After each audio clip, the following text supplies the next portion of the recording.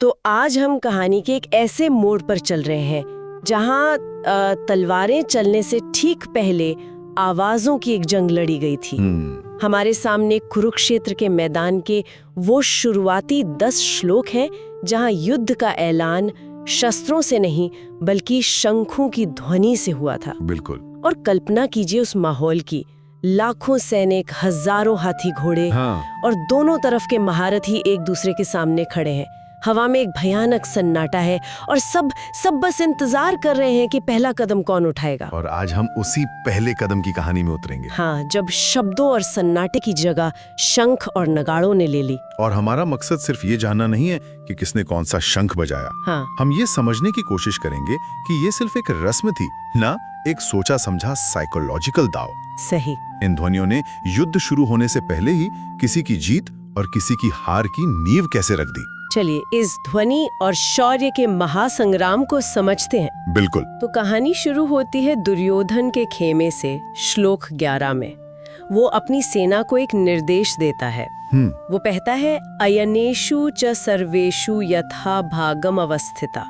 मतलब सभी सेनापति अपने अपने मोर्चों पर डटे रहें।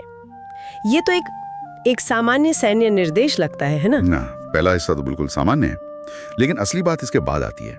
वो कहता है, भीष्म में वाभिरक्षन्तु भवन्तः सर्व एवहि। यानी आप सब लोग अपनी अपनी जगहों पर रहते हुए हर तरफ से केवल पितामह भीष्म की रक्षा करें। यहीं पर मुझे एक बात थोड़ी अजीब लग रही है। मतलब दुर्योधन के पास इतनी बड़ी सेना है, द्रोण, कर्ण जैसे महारथी हैं। फिर वो सबको सिर्फ एक आदमी भीष्म की रक्षा में क्यों लगा रहा है?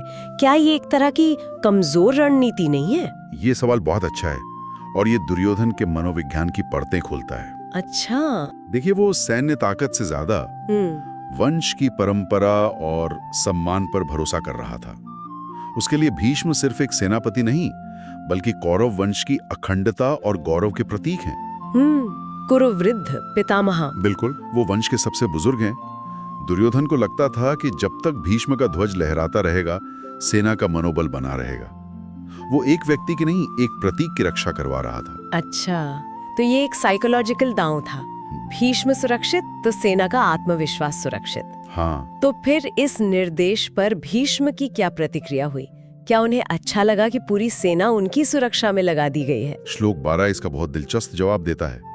तस्य संजनयन हर्षम। मतलब उस दुर्योधन के मन में हर्ष पैदा करने के लिए, उसे खुश करने के लिए भीष्म ने सिंहनादम विनद्योच्चय, जोर से शेर की तरह धार लगाई। और फिर शंखम तथमौ प्रतावान, अपना शक्तिशाली शंख बजाया। एक मिनट, यहाँ लिखा है दुर्योधन को खुश करने के लिए। मतलब भीष्म ये अपनी मर्जी से नहीं कर रहे थे। बिल्कुल, ये एक बहुत सूक्ष्म लेकिन गहरा संकेत है। भीष्म अपने वचन से बंधे हैं, वो लड़ रहे हैं, लेकिन उनका दिल शायद इस युद्ध के साथ नहीं है। सही। फिर भी एक सेनापति के तौर पर वो अपना कर्तव्य निभाते हैं। उनकी दहाड़ और उनका शंखनाद कौरव सेना की तरफ से युद्ध का पहला, आप कहिए, ऑफिशियल ऐलान था। उन्होंने दुर्योधन को ये भरोसा दिलाया कि हाँ, मैं तैयार हूँ। बिल्कुल। और जैसे ही भीष्म का शंख बजता है, मानो एक चिंगारी पूरे जंगल में आग लगा देती है। श्लोक 13 कहता है, ततः शंखाश्च भैर्यश्च पणवानाक गोमुखाः। यानी फिर शंख, नगाड़े, ढोल, नरसिंघे सब एक साथ बज उठे। और कैसे बजे? सहसैवाभ्यन्यन्ता, अचानक, एक साथ, किसी ने इंतजार नहीं किया। और उस ध्वनि का नतीजा सशब्दस्तुमुलो अभवत। वो जो आवाज पैदा हुई वो तुमुल थी। तुमुल, इसका मतलब क्या है? कोई बहुत शक्तिशाली ध्वनि, शक्तिशाली लेकिन बिना किसी सुरताल के। तुमुल का अर्थ है भयंकर कोलाहल, एक कान फाड़ देने वाला शोर। अच्छा। ये संगीत नहीं था, ये एक भीड़ का उन्माद था। सोचिए, हजारों नगाड़े और शंख बिना किसी तालमेल के एक साथ बजें, तो कैसी आवाज होगी? तो ये कोई विजय संगीत नहीं था? नहीं, बल्कि एक तरह का ध्वनि आक्रमण था, जिसका मकसद सामने वाले को डराना था, अपनी संख्या की ताकत दिखाना था। बिल्कुल, और शायद ये उनकी सबसे बड़ी भूल भी थी। उन्होंने सोचा कि शोर मचाने से डर पैदा होगा, लेकिन असल में उन्होंने बस ये दिखाया कि उनकी सेना एक बेकाबू भीड़ की तरह है। मतलब उन्होंने अपनी सबसे बड़ी कमजोरी, अनुशासन की कमी, युद्ध शुरू होने से पहले ही जाहिर कर दी। बिल्कुल। तो कौरवों ने अपना पहला दांव चल दिया है, एक ऐसा शोर जो किसी का भी दिल दहला दे। अब सवाल यह है कि पांडव इस ध्वनि अस्त्र का जवाब कैसे देंगे? क्या वे इससे भी ज्यादा शोर मचाएंगे? और यहीं पर कहानी पलट जाती है।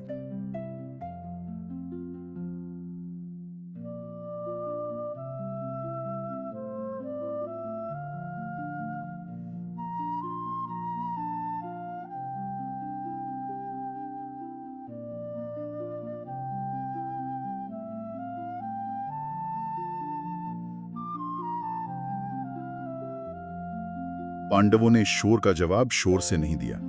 उन्होंने शोर का जवाब संगीत से, व्यवस्था से और दिव्यता से दिया। श्लोक 14 का दृश्य ही बिल्कुल अलग है। ततः श्वेतेर हयैर युक्ते महती स्यंदने स्थितो। वाह, मतलब सफेद घोड़ों से सजे एक विशाल रथ पर विराजमान। माधवः पांडवश्चैव। माधव यानी श्री कृष्ण और पांडव यानी अर्जुन। अच्छा। उन दोनों ने दिव्यो शंखो प्रदद्मतुहु, अपने दिव्य शंख बजाए। दिव्य शंख। हाँ, कौरवों के कोलाहल के सामने ये एक शांत, भव्य और शक्तिशाली तस्वीर है। यहाँ विशाल रथ और दिव्य शंख जैसे शब्द पूरी बाजी पलट देते हैं। ये सच में एक बड़ा अंतर है।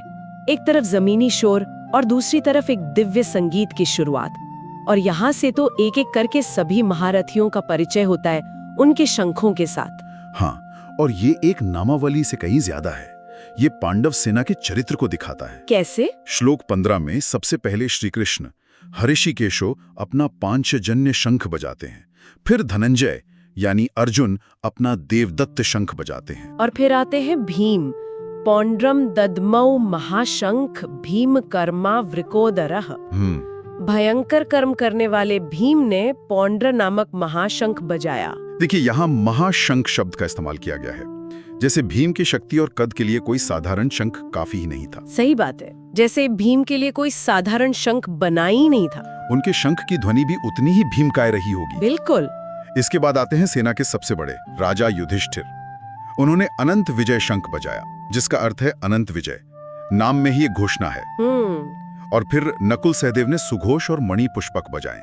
क्या आप इस क्रम में कोई पैटर्न देख रही हैं? पैटर्न? हाँ। पहले रथ के सारथी और योद्धा कृष्ण अर्जुन। अच्छा। फिर सेना की सबसे बड़ी शारीरिक शक्ति भीम। फिर नैतिक शक्ति और राजा युधिष्ठिर, और फिर बाकी महारथी। ये एक बहुत ही सुयोजित और सम्मानजनक प्रतिक्रिया है। ये शोर नहीं, एक परिचय है। और ये परिचय यही नहीं रुकता। अगले श्लोकों में तो महारथियों की एक पूरी सूची है। काशीराज, शिखंडी, धृष्टद्युम्न, विराट, अजय, सात्यकी, द्रुपद, द्रौपदी के 5 पुत्र और सुभद्रा के महाबाहु पुत्र अभिमन्यु भी। हर एक योद्धा का नाम लिया गया है, हर एक को सम्मान दिया गया है। और इन सब ने क्या किया? श्लोक का अंत एक बहुत ही महत्वपूर्ण शब्द से होता है, शंखांद ध्मुः पृथक पृथक। हाँ, सब ने अपने अपने शंख अलग अलग बजाए। ये पृथक पृथक शब्द इतना जरूरी क्यों है? ये पांडवों और कौरवों की सेनाओं के बीच का, आप कहिए, मूल अंतर दिखाता है। अच्छा। कौरवों की ध्वनि सहसा थी, एक साथ भीड़ की तरह, लेकिन पांडवों की ध्वनि पृथक पृथक थी, अलग अलग पर एक लय में। ये एक ऑर्केस्ट्रा की तरह था। वाह, क्या बढ़िया एनालॉजी है।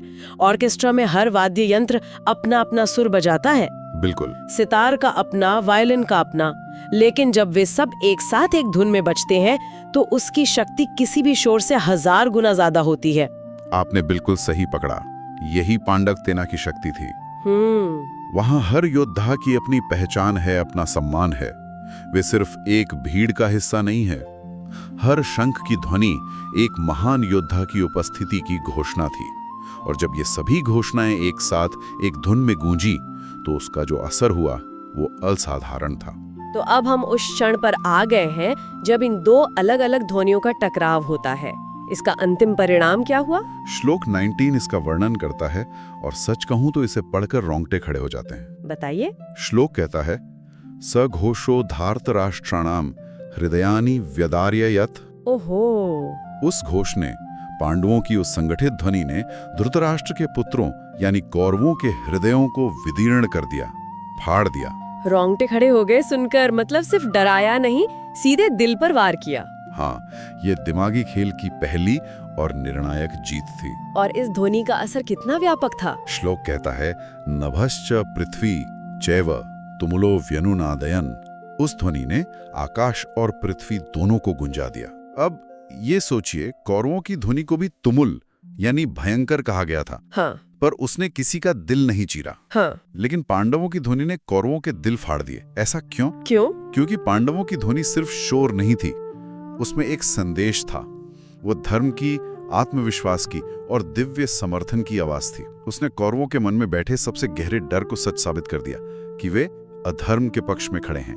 मतलब ये एक साइकोलॉजिकल नॉकआउट ब्लो था। बिल्कुल। कौरवों ने शोर से डराने की कोशिश की और पांडवों ने संगीत से उनका मनोबल ही तोड़ दिया। युद्ध के मैदान पर एक भी तीर चलने से पहले मन का युद्ध पांडव जीत चुके थे। बिल्कुल। और इसी मनोवैज्ञानिक जीत के ठीक बाद युद्ध की पहली शारीरिक क्रिया होती है। अच्छा।